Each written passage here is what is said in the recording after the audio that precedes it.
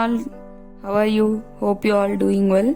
So today I am back with another topic, that is try to respond instead of reacting. So how it is important to respond to something instead of reacting.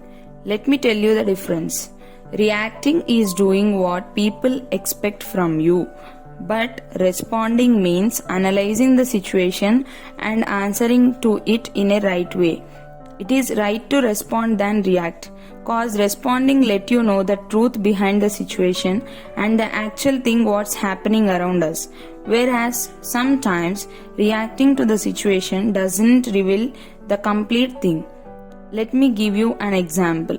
You have seen your friend committing a mistake, but if you behave like you didn't notice anything, that is reacting. That means you are doing what your friend is expecting from you, because everybody wants their mistakes not to get revealed. But if you notice the mistake of your friend and tell him the truth and severity of the situation in future days and tell them the good things and show them the right path, then it means you are responding to it. It might be painful to him for a moment, but it helps him in future and heal him to the best. Always the best things happen when you realize to be honest, trustworthy and kind-hearted.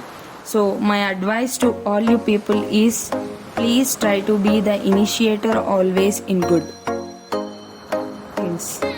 Nobody is gonna come here and push you to the best and to meet the best. You yourself should do everything to you. Finally, ending up with a good quote in which I always believe is, imagine yourself in others before doing anything. If it's good, it helps you more to do good to others, and cause if you think of hurting others, imagine yourself in that place.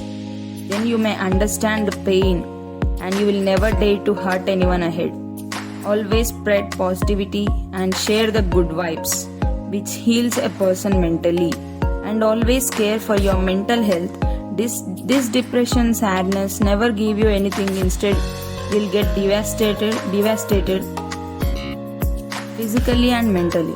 So keep all your worries aside and be happy with what you have.